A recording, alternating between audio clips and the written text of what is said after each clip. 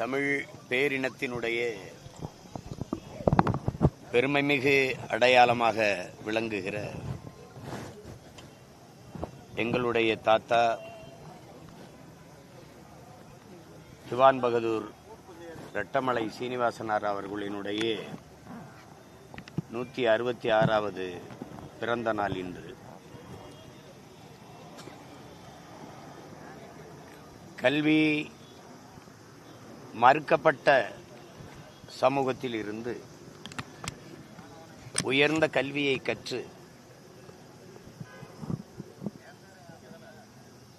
தன்னைப் போல தாழ்த்தி வீழ்த்தப்பட்ட தமிழ் சமூக பிள்ளைகள் எல்லாம் கல்வி கற்று வேலை வாய்ப்பு, அரசியல், அதிகாரம், பொருளாதாரம் எல்லாவற்றிலும் மேம்பட வேண்டும் என்று முன்மாதிரியாக வாழ்ந்து காட்டிய ஒரு மகத்தான தலைவர் எங்களுடைய தாத்தா ரெட்டமலை சீனிவாசன் அவர்கள். எங்களை போன்ற இளைய தலைமுறை பிள்ளைகளுக்கு அவர் முன்வைத்த எழுச்சி முழக்கம், எந்த சொல் உன் மீது இழி சொல் என்று சுமத்தப்படுகிறதோ அந்த சொல்லை நீ எழுச்சி சொல்லாக மாற்றாத வரை உனக்கு விடுதலை இல்லை என்பதுதான் அவர் எங்களுக்கெல்லாம் எடுத்துரைத்த எழுச்சி முழக்கமாகும். தமிழ் சமூகத்தில் பெரும் எண்ணிக்கையில் இருக்கிற ஆதி தமிழ் குடிகள் பறையர் சமூக மக்கள். இன்று வரை கல்வி, வேலை வாய்ப்பு, அரசியல் அதிகாரம் எல்லாவற்றிலும் புறந்தள்ளப்பட்டு, புறக்கணிக்கப்பட்டு, நிராகரிக்கப்பட்டு வருகிற தமிழ் சமூகமாக இன்று வரை நின்று கொண்டு இந்த நிலையை மாற்றுவதற்கு இங்கே எங்களுடைய தாத்தா ரெட்டமலை சீனிவாசனார் அவர்களுடைய பிறந்த நாளை இனிவரும் காலங்களில் பறையர் எழுச்சி நாள், பறையர் என்ற சொல்லும் ஆதி தமிழர் என்ற சொல்லும் வெவ்வேறு அல்ல. ஆதி திராவிடர் என்று அழைப்பதை நாங்கள் இழிவாக கருதுகிறோம். எங்களுடைய தாத்தாவே இதை தொல் தமிழர், ஆதி தமிழர் என்றுதான் நம்மளை அழைக்க வேண்டும் என்றார். பாவலரேறு பெருஞ்சித்திரனார் அவர்கள் அரிஜன் என்பது காந்தியின் புரட்டு, தாழ்த்தப்பட்டவன் என்பது தலித் என்பதெல்லாம் தன்மான இழப்பு என்கிறார். ஆதி தமிழன், ஆதி தமிழன் என்பதே அதுதான் சரியான அடையாளம், அதுதான் பெருமைக்குரியது என்று எங்களுக்கு பாடி தந்திருக்கிறார். அந்த வழியில் இனிவரும் காலங்களில் எங்களுடைய தாத்தா ரெட்டமலை சீனிவாசனார் அவர்களுடைய பிறந்த நாளை பறையர் ஆதி தமிழ் குடிகளினுடைய எழுச்சி நாளாக அரசு அறிவித்து போற்ற வேண்டும். இல்லை என்றால் தமிழ் பேரினத்தின் பிள்ளைகள் நாங்கள் தொடர்ந்து தமிழர் எழுச்சி நாளாக, பறையர் எழுச்சி நாளாக தொடர்ந்து கொண்டாடி வருவோம். இதிலே முதன்மையான 3 கோரிக்கைகளை முன்வைத்து ஒரு பெரும் கையெழுத்து இயக்கத்தை இந்த நாளில் தொடங்கி இருக்கிறது. அதில் எங்களுடைய அண்ணன் புரட்சி தமிழகம் பறையர் பேரவையினுடைய தலைவர் என் அன்பிற்குரிய அண்ணன் ஏர்போர்ட் மூர்த்தி அவர்கள் இதை தொடங்குகிறார்கள். இந்த உணர்வோடு ஒத்து நிற்கிற எங்கள் உயிர் அண்ணன் பூவை ஜெகன்மூர்த்தியார் அவர்கள், என்னுடைய அண்ணன் ஆதி தமிழர் விடுதலை கட்சியினுடைய பொதுச் செயலாளர் வினோத் அவர்கள், அவர்களுக்கு பின்னால் வருகிற அவர்கள் உடன் பிறந்தானாகிய நானும் அவர்கள் உணர்வோடு ஒத்து இந்த களத்திலே நாங்கள் எல்லோரும் இணைந்து நிற்கிறோம்.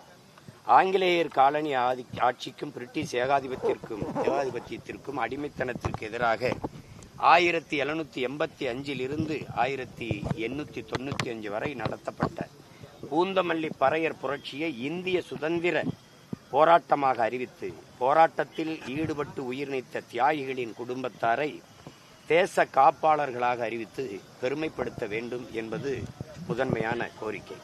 இரண்டாவது, இந்திய அரசு நடத்தவிருக்கிற சாதிவாரி கணக்கெடுப்பில் தேவேந்திர குல வேளாளர் 7 சாதிகள், அதாவது குடும்பர், வாதிரியார், இதெல்லாம் அதுபோல அருந்ததியர் 7 சாதிகள் நீங்களாக எஸ்சி பட்டியலில் பறையரோடு தொடர்புடைய சாதிகளை தொகுத்து ஆதி திராவிடர் என்கிற பெயரில் அடைபட்டு கிடக்கும் இந்த இன அடையாள சொல்லாடலை அரசாணை மூலம் நீக்கி அனைவரையும் பறையர் என்ற ஒற்றை சொல்லில் அதை கணக்கிட வேண்டும் என்பது இரண்டாவது கோரிக்கை.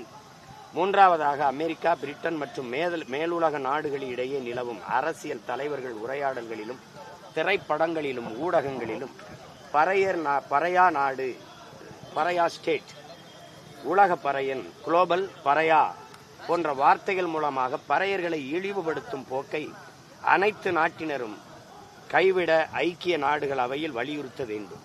பறையா என்னும் சொல்லாடலை சமூகத்திலிருந்து ஒதுக்கி வைக்கப்பட்டவர் என்ற பொருளில் ஆங்கில சொல்லாத அகராதியில் பயன்படுத்தப்படுவதை நீக்க வேண்டும். அத்தகைய அகராதிகளை தடை செய்ய வேண்டும் என்பது மூன்றாவது கோரிக்கை. தொடக்கத்தில் தமிழர் என்றாலே ஆங்கில அகராதியில் மலிவான கூலி என்றுதான் எழுதியிருந்தார்கள். தொடக்கத்தில் ரொம்ப நாளா இருந்தது. எங்கள் உயிர் தலைவன் மேதகு பிரபாகரன் அவர்கள் வந்து போராடத் தொடங்கியது ஒரு தமிழர் என்றால் டைகர், புலி என்று மொழிபெயர்த்திருந்தார். அது மாதிரி நாங்கள் எல்லாம் இணைந்து இனி இந்த பறையா என்றால் ஏதோ இழி சொல் போல கருதுவதை, இதைத்தான் எங்கள் தாத்தா எங்களுக்கு கற்பித்தார். எந்த சொல் உன் மீது இழி சொல் என்று சுமத்தப்படுகிறதோ அதை எழுச்சி சொல்லாக மாற்றாதவரை உனக்கு விடுதலை இல்லைடாங்கிறது. இந்த கூட்டத்தில் யாரா பறையன்னு கேட்டா நான் தான் நிமிந்து திமிரோட எழுந்துடுறான்றார். இப்ப என்ன உனக்கு பிரச்சனை? நான் தாண்டா பறையன் அப்படின்னு கேளு. அப்ப தாண்டா அந்த இழி சொல் ஒளியும், அப்பதான்டா எழுச்சி எழும் அப்படின்னு அவர் எங்களுக்கு கற்பித்தபடி இந்த மூன்று முதன்மையான கோரிக்கைகளை வைத்து இதை நிறைவேற்றும் வரை தொடர்ந்து களத்தில் நின்று போராடுவோம் என்கிற உறுதியை எங்கள் தாத்தா அவர்களுடைய பிறந்த நாளில் நாங்கள் ஏற்கிறோம். எம் இனத்தின் பெருமைமிக்க அடையாளமாக, முன்னத்தி ஏறாக, ஒரு ஆகச்சிறந்த வழிகாட்டியாக வாழ்ந்து மறைந்த எங்களுடைய தாத்தா திவான் பகதூர் ரெட்டமலை சீனிவாசனார் அவர்களினுடைய பெரும்புகளை போற்றி அவருடைய பிள்ளைகள் நாங்கள் எல்லோரும் அவருக்கு பெருமிதத்தோடு எங்கள் புகழ் வணக்கத்தை செலுத்துவதில் பெருமை அடைகிறோம். சார், அரசு விடுதிகள்ல சமூக நீதி, அரசு விடுதிகளை சமூக நீதி விடுதிகள்னு அழைக்கப்படும் முதலமைச்சர் சொல்லியிருக்காரு. சமூக நீதினா முதல்ல என்னன்னு விளக்கி சொல்லிட்டு அப்புறம் சமூக நீதி விடுதிகள் என்று அழைப்பதுல எங்களுக்கு ஒரு இது இல்லை. ஏன் அது சமூக நீதினு வெறும் சொல்லாடலை மட்டும், சாதி ஒழிப்பு சமூக நீதி எல்லாம் வெறும் சொல்லாடலாக மட்டும் இருக்கு. எப்படி வெற்று சொல்லாகவே இருக்கு 60 ஆண்டுகளா? எப்படி சமூக நீதி என்றால் என்ன? சமூக நீதி என்ற சொல்லினுடைய விரிவாக்கம் என்னது, விளக்கம் என்ன, என்னது? எந்த சாதியின் அடிப்படையில் நான் தாழ்த்தி வீழ்த்தப்பட்டேன், இழிவுபடுத்தப்பட்டேன், தீண்டாமை கொடுமையால் கொடுமைப்படுத்தப்பட்டேன், இந்த கோயிலுக்குள் வந்து வழிபடக்கூடாது, இந்த குளத்தில் குளிக்கக்கூடாது, இந்த தெருவில் நடக்கக்கூடாது, நீ படிக்கக்கூடாது, படித்தால் படித்து இந்த வேலைக்கு வரக்கூடாது என்று தடுத்து வைக்கப்பட்டனோ, அரசியல், கல்வி, வேலை வாய்ப்பு, அரசியல் அதிகாரத்தில் நிராகரிக்கப்பட்டனோ, புறக்கணிக்கப்பட்டனோ, அதே சாதியின் அடிப்படையில் இவையெல்லாம் எனக்கு கிடைக்கப்பெற வாய்ப்பு ஏற்படுத்தியதுக்கு பேர்தான் இடஒதுக்கீடு அல்ல, இடப்பகிர்வு, இடப்பங்கீடு. இதுதான் புரட்சியாளர் அம்பேத்கர் அவர்கள் போராடி பெற்று தந்தது. அதை புரிந்து கொள்ளாமல் நீங்க வகுப்பு வாரி பிரதிநிதித்துவம் என்பது அந்த வகுப்பினுடைய எண்ணிக்கைக்கு ஏற்ப உரிய முன்னுரிமை கொடுக்கிறது. அதை தான் நாங்கள் சாதிவாரி கணக்கெடுப்பை நீண்ட காலமாக வலியுறுத்தி வருகிறோம். சட்டநாதன் அறிக்கை, அம்பாசங்கர் அறிக்கையெல்லாம் கிடப்பல போட்ட பெருமக்கள் இவர்கள் தான். இன்றைக்கு சமூக நீதி பேசுகிறவர்கள் தான். சாதிவாரி கணக்கெடு என்று கேள்வி, உங்களுக்கு என்ன பிரச்சனை? 5 பேர் இருக்கிற வீட்டுக்கு 50 பேர் சாப்பாடை அனுப்பாத, 50 பேர் இருக்கிற வீட்டுக்கு 5 பேர் சாப்பாடை அனுப்பாத. அது நீதியாக இல்லாத அநீதியாக மாறிவிடும். அவரவர் எண்ணிக்கைக்கேற்ப இடத்தை பகிர்ந்து கொடு, அள்ளி கொடுக்காதே அளந்து கொடு, எடுத்து கொடுக்காதே எண்ணி கொடு. இதுதான் எங்க கோரிக்கை. அதுதான் சரியான சமூக நீதி கோட்பாடாக இருக்க முடியும். இல்லைன்னா வெறும் வெற்று வார்த்தை. உங்களுக்கு என்ன சாதிவாரி கணக்கெடுப்படுக்கிறதுக்கு என்ன பிரச்சனை? நான் வந்து கோனார், ஆதிக்குடி, 2வது தாய்க்குடி. எனக்கு நாட்டிலே 2 அமைச்சர் தான் பெருமக்களே. 2 அமைச்சர் 2 பேருமே என் மாவட்டத்தை சார்ந்தவர்கள் தான். ஏன் திருநெல்வேலியில கோனார் இல்லையா? கோயம்புத்தூர்ல இல்லையா? திருநெல்வேலியில இல்லையா? திருவண்ணாமலையில இல்லையா? 2 அமைச்சர் ஒரே மாவட்டத்துக்குள்ள. 2 அமைச்சர் தான் தமிழ் குடியில் 2வது பெரிய தொல்குடிக்கு. ஆனால் ஒரே வீட்டுக்குள்ள 2 முதன்மை அமைச்சர், முதல்வர், துணை முதல்வர் 2 பேர் ஒரே வீட்டுக்குள்ள. அவங்க அப்பா ஐயா கருணாநிதி இருக்கும்போது இவர் துணை முதல்வர், இவர் முதல்வரா இருக்கும்போது மகன் துணை முதல்வர். இது என்ன சமூக நீதி? நீங்க சனாதனத்துக்கு வேற எங்கேயோ விளக்கம் கட்டுக்கிட்டு இருக்கிறீங்க. பிறப்பினாலேயே இதுல பிறந்ததுனாலேயே, இந்த குடியில் பிறந்ததுனாலேயே ஒருவனுக்கு உயர் பதவி கிடைத்து விடும் என்கிற நிலைதான் கொடிய சனாதனம். வீட்டுக்குள்ள சனாதனத்தை வச்சுக்கிட்டு ரோட்ல நாட்டுல வந்து ஒழிக்கிறேன்னா யாரைய மாத்துறது? யாரை ஏமாத்துறது? அதெல்லாம் எங்க தாத்தன் பாட்டன் எங்க அப்பன் பெரியப்பன் காலத்துல போயிடுச்சு. இது பிரபாகரன் பிள்ளைகளின் காலம், ரட்டமலை சீனிவாசனின், அயோத்தியாச பண்டிதர் MC ராஜா போன்ற பெருமக்களின் பேரனும் பேத்தியும் கிளர்ந்தெழுகிற காலம் இது. உள்ளங்கையில உலகத்தை வச்சு பார்த்துக்கிட்டு இருக்கேன். எந்தெந்த நாட்டுல என்னென்ன அரசியல், எங்கெங்க எப்படி நிர்வாகம் நடக்குது, எங்க தாழ்த்தப்பட்ட எங்க வீழ்த்தப்பட்ட, எந்த இடத்துல பிழை நிகழ்ந்திருக்குன்னு வரலாற்று வழியில் நடந்து வந்து நிமிர துடிக்கிறோம் நாங்க. இந்த விளையாட்டுலாம் வச்சுக்கூட சும்மா சமூக நீதி. இந்த நாட்டுல எண்ணற்ற பெரியவர்கள், எங்க தாத்தா விட கல்வியாளர் இருக்கானடா இந்த நாட்டுல. அவன் பேர் ஏன் ஒரு கல்விக்கூடத்துக்கு ஒரு இதுக்கு இருக்கா, ஒரு கல்லூரிக்கு இருக்கா? எதுக்கு ஏன் இல்ல? எல்லாத்துக்கும் கருணாநிதி பேரு. செம்மொழி பூங்கா, செம்மொழி ஐயா கருணாநிதி அவர்கள் பூங்கா எடுத்தவன செம்மொழி பூங்காவுக்கு எடுத்த மாதிரி என்னது? அவர் பேரை விட்டா வேற பேரு நிறுவுகிறீர்கள். பெரியாரை தந்தை என்று சொல்லும் போதும், தமிழர் தலைவர் என்று சொல்லும் போதும் தலையாட்டி கொண்டிருந்த தமிழ் சமூகம் இன்னைக்கு ஐயா கருணாநிதி அவர்களை தமிழர் கடவுள், தமிழ் கடவுள் என்று சொல்லும் போதும் தலையாட்டி கொண்டிருக்குது. இது மாதிரி ஒரு கேவலம். 5 முறை எங்களை ஆண்டவர், அதனால் அவர் தான் எங்களுக்கு ஆண்டவர் என்று சொல்வதை சகித்துக் கொண்டிருக்கிற மானங்கட்ட கூட்டமா மாறிக்கொண்டிருக்குது. அன்னைக்கே தலையாட்டாம நிமிந்து யார் யா தந்தை யார் யா தலைவர்னு கேட்டிருந்தா இவன் பேசிருப்பாங்களா? அன்னைக்கு கொடுமை. அதனால புறக்கணிக்கப்பட்ட வரலாற்றில் புறக்கணிக்கப்பட்ட இனத்தின் மக்கள் ஒரு நாள் தங்களுக்கான வரலாறை தாங்களே எழுதுவார்கள் என்று அறிவாசான நல அம்பேத்கர் எங்களுக்கு கற்பித்திருக்கிறார். அந்த வரலாற்றை நாங்கள் திருப்பி மீண்டு எழுதுகிற காலத்தை உருவாக்கி கொண்டிருக்கிறோம். இனி எங்கள் அடையாளங்களை எவரும் மறைச்சு மூடிட்டு அப்படிலாம் எளிதில் கடந்து போயிட முடியாது. நீ இந்த சிலைய ஒரு வெங்கல சிலையா வச்சிருக்கியா? பிராஸ்ல செஞ்சு தள்ளி விட்டா விழுந்துரும் பொழுது, ஓங்கி தள்ளினா உடஞ்சிரும் பொழுது, கணத்தை மேல போட்டா கழுத்தோட கீழே விழுந்துரும் பொழுது. ஏன் உங்க சிலையெல்லாம் அப்படிதான் வைக்கிறீங்களா? உங்க சிலையெல்லாம் உலக புகழ்பெற்ற கடற்கரைய 2வது பெரிய கடற்கரை ஆஸ்திரேலியா 1, 2. உங்களுக்கு எப்படி கல்லறையா மாறிச்சு? 6 அடி அதிகபட்சம் போனா ஒரு 60 அடியில படுக்கலாமா? 2 ஏக்கர்ல படுத்து கிடக்குறாங்க திராவிட தலைவர்கள் எல்லாம். நாட்டின் விடுதலைக்கு தூக்குல தொங்குனீங்களா, செக்கிழுத்தியலா, சிறைப்பட்டியலா, வதைப்பட்டியலா, மிதிப்பட்டியலா? என்ன பண்ணீங்க நீங்க? எங்க முன்னோர்களா எங்க புதைக்கப்பட்டிருக்கா, எங்க இருக்குன்னு அடையாளம் தெரியாம எங்களை மறைச்சு வச்சிருக்க. இதுவே 1008 போராட்டம் போராடி, இந்த போராடி ஒரு நிக்கிறாப்புல நடந்து கன்னியாகுமரி இருந்து நடவேன வந்து போராடி ஒரு சிலைய வேண்டாவருப்பா வச்சு விட்டுருக்க. மாத்திட்டு ஒருங்க வெங்கலத்துல வைக்கணும். இல்லைன்னா வைக்கிற காலம் வருது. என்ன எல்லாத்தையும் கோரிக்கை வச்சு கஞ்சிக்கிட்டே இருப்பேன் வச்சுருக்க நீங்க. மனு கொடுக்கிற காலம் மாறி மனுவை கொடுக்க வேண்டிய தேவையில்லாத நிலைக்கு என் மக்களின் வாழ்க்கை தரத்தை மாத்துகிற காலத்தை உருவாக்குவோம்.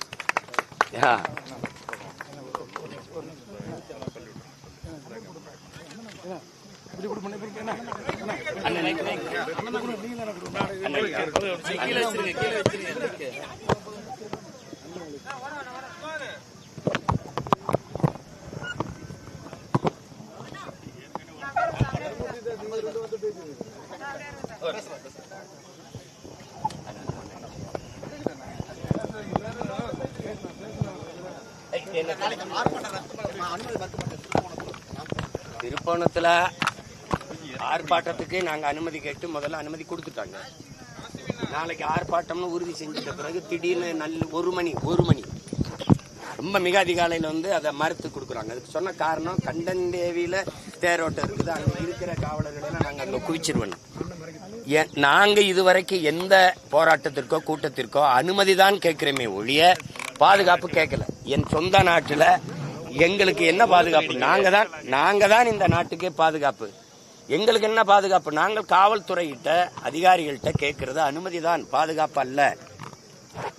பெர்மிஷன் தான் கேட்கிறோம், ப்ரொடெக்ஷன் கேட்கல. அதனால அங்க வந்து நீங்க சந்தை இருக்கு கூடிடுவாங்க, நீங்க வந்தா பெரிய கூட்டம் வரும், உங்களை பாதுகாப்பு கொடுக்க முடியாது. நான் கேட்கல. இப்ப அனுமதி மறுத்தாலும் ஒண்ணும் இல்ல, நீங்க மறுத்துக்கிட்டு இருங்க, நான் தடையை மீறி நடத்துவேன், நீங்க வழக்க போடுங்க, சிறையில வைங்க, அது பத்தி எனக்கு ஒண்ணும் இல்ல. ஆனா இது அது காட்டாற்று வெள்ளத்தை நீங்க என்ன பண்ண முடியும்? சும்மா கற்களை போட்டு குவிச்சு தடுத்துட முடியுமா என்ன? அதுக்கெல்லாம் நான் நாளைக்கு குறிச்ச பெரிய ஆர்ப்பாட்டம் நடக்கும், அது நடக்கும். அது இந்த இவ்வளவு பொறுப்புணர்வோடு அங்க சந்தை நடக்குது, நாங்க வந்து கண்டன்தேவிக்கு எல்லாரும் போயிருவோம், அதனால உங்களுக்கு உரிய பாதுகாப்பு கொடுக்க முடியாது, அதனால இந்த போராட்டத்திற்கு அனுமதி மறுக்கிறோம். இவ்வளவு முறையாக அணுகிற காவல்துறை தம்பி அஜித்தை முறையாக கூப்பிட்டு விசாரிச்சிருந்தா அவன் செத்திருக்க மாட்டான், நாங்களும் போராடி வேண்டிய நிலைமை எங்களுக்கு வந்திருக்காது இல்லையா? இப்ப காட்டுற இந்த முறை, உங்க நேர்மை, ஒரு நியாயமான அணுகுமுறை, இதையெல்லாம் அவனுக்கு விசாரிச்சு காட்டிருக்கலாம்ல. 1000 கேள்வி வச்சிருக்கேன். அதை நீ அங்க இல்லைனாலும் ஒரு ஒரு ஒரு மொட்டை மாடியில் ஏறி நின்னாலும் பேசிடுவேன். நீ ஒன்றும் பண்ண முடியாது.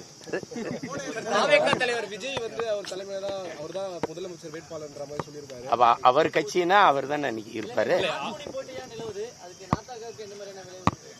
இப்ப நீங்க 4 முனை போட்டின்னு சொல்லக்கூடாது, நாங்க தனித்த முனை. நீங்க இங்க இந்த நிலையில அவங்க சரியாதான் சொல்றாங்க, மும்முனை போட்டின்னு. எங்க கொள்கையில அவங்களுக்கு ஏதாவது சம்பந்தம் இருக்கா? மொழி என்று யாராவது பேசுவாங்களா? இந்த கட்சி பேசுமா? என் இறைக்கு முன்னாடி என் மொழியில் வழிபாடு அப்படின்னு இந்த கட்சி ஏதாவது பேசியிருக்க? இது என் நிலம், என் வளம், என் மண்ணின் வளம், என் மக்களுக்கானது என்று இது பேசுமா? என் மலையை அறுக்காத என் தாயின் மார்புன்னு கத்துமா? மண்ணை அல்லாத என் தாயினுடைய நதிங்கிறது என் பூமி தாயின் ரத்த நாளங்கள், அதை சிதைக்காதேன்னு இது பேசுமா? தம்பி, நீங்க தான் கேள்வி எழுப்புனீங்க. ஏதாவது இந்த கட்சி பேசுமா? ஏதாவது என் நிலம், என் வளம், என் மக்களின் நலன், இது எதையாவது பேசுமா? அந்த அவங்க கட்சி வாக்குக்கு காசு கொடுப்பாங்க, வாக்கை பற்றி கவலைப்படுவாங்க. நான் மக்களின் வாழ்க்கை பற்றி கவலைப்படுவோம். அவங்க ஓட்டை குறிவைப்பாங்க. நாங்கள் நாட்டை பற்றியே கவலைப்படுவோம், சிந்திப்போம்.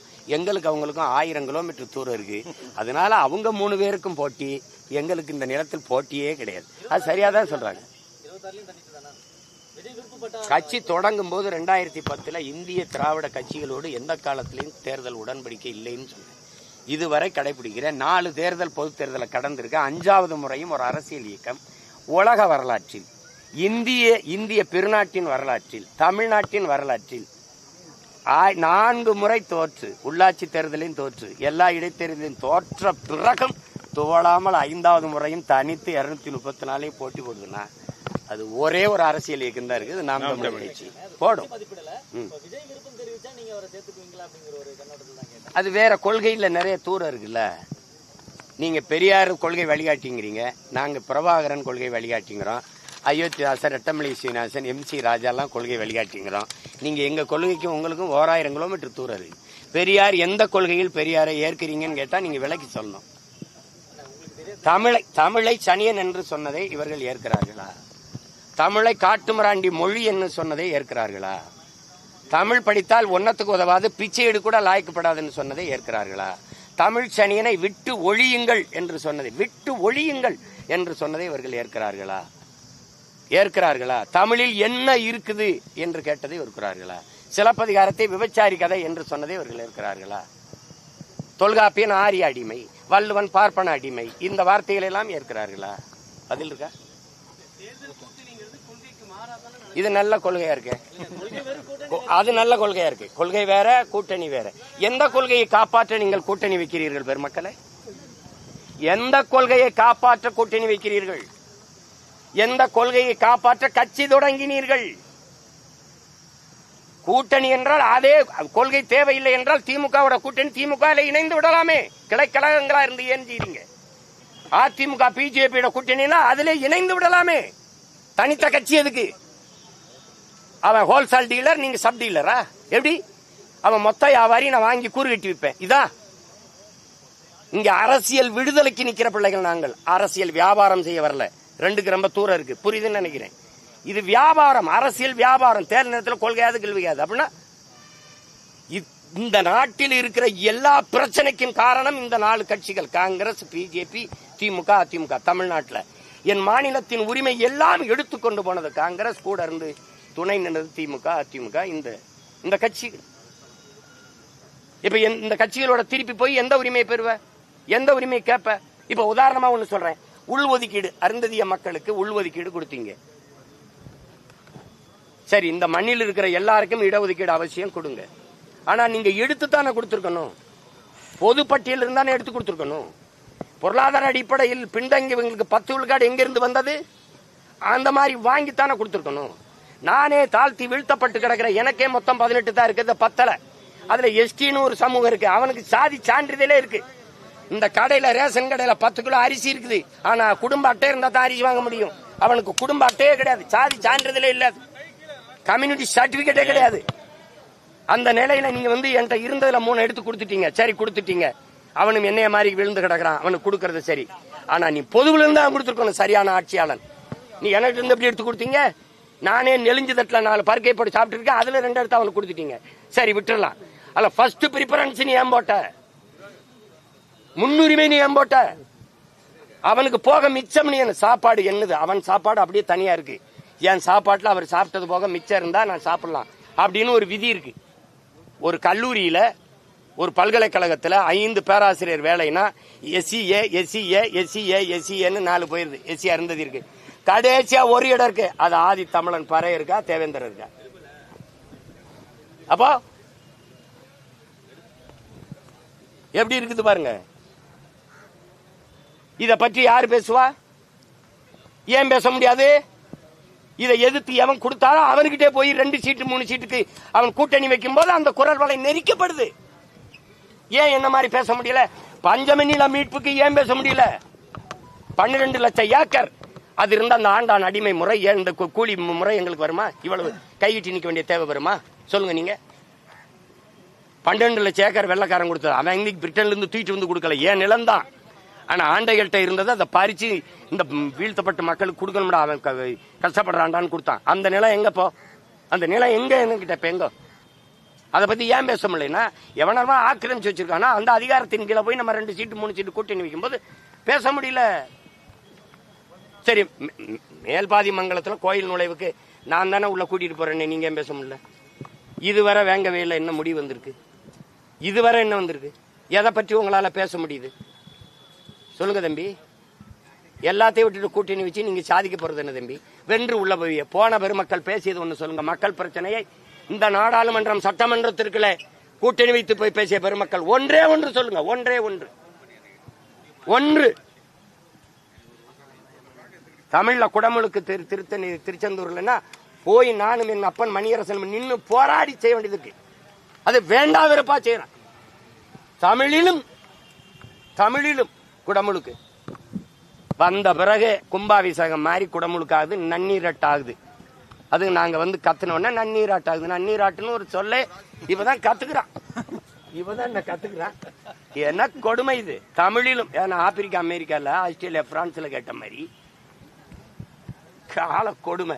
மலேசியா நாட்டில் எங்கள் இறை முருகனுக்கு சொல்லும் போது தமிழ் கடவுள் முருகன், அவர் தமிழ் கடவுள. அப்ப சிவன் பெருமாள்லாம் என்ன கடவுள்? அவர் இங்கிலீஷ் கடவுளா இந்தி கடவுளா? அவனு ஏன் இறைதான். இறைவனை இரவல் கொடுத்தவன், கடவுளை கடன் கொடுத்த மக்கள் நாங்க. எங்க கிட்ட சும்மா ஏதாவது பேசிக்கிறது. கூட்டணி கொள்கை வேற, கூட்டணி வேற. அது நல்ல கொள்கையா இருக்கு, அப்படியே கடைபிடிங்க.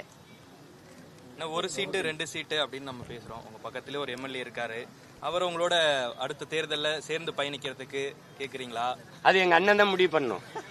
எங்களோட போய் நம்ம எல்லாம் ஒன்னா நிப்போம்னா நாங்க ஒண்ணும் இல்ல, நாங்க ஒரு தாய் பிள்ளைங்க ஒன்னா நிப்போம். நான் எல்லாரும் இந்த இவரையும் தான் கூப்பிட்டுக்கிட்டு இருக்கேன். இவரை கூப்பிட்டேன் வேணான்ட்டாரு. இவங்க எல்லாம் தேர்தல் அரசியல புறக்கணித்தவர்கள், புரட்சிகர இயக்கங்கள். ஒரே ஒரு கேள்வி கேட்டேன், அதிகாரம் மிக வலிமையானதுன்றாரு. அதிகாரம் மிக வலிமையானதுன்னு புரட்சியாளர் அண்ணல் அம்பேத்கர் சொல்றாரு. அது ஏற்கிறீங்களா எதுக்குலான்னு கேட்டேன் எங்க அண்ணன்ட்ட. அமைதியா உட்கார்ந்து இருந்தாரு. எல்லா துன்ப போட்டுகளுக்குமான சாவி ஆட்சி அதிகாரம் மட்டுமே கற்பிக்கிறாரு. நமக்கு அடிமைப்பட்டு கிடக்கிற சமூகத்திற்கு அரசியல் விடுதலை ஒண்ணுதாண்டா இருக்குங்கிறாரு. அதுல வாக்கு என்பதாண்டா வலிமை மிக்க கருவிங்கிறாரு. இதை ஏற்கிறீங்களா எதுக்குறீங்களான்னு கேட்டேன். எதுவும் பேசல கூட வந்து புரியுதுன்னு நினைக்கிறேன். எங்க அண்ணன் பக்கத்துல இருக்குல்ல, எங்க அண்ணன் என் பக்கத்துல இருக்காரு இல்லையோ, நான் அவர் பக்கத்துல இருக்கேன். சரிதான். நன்றி மகிழ்ச்சி.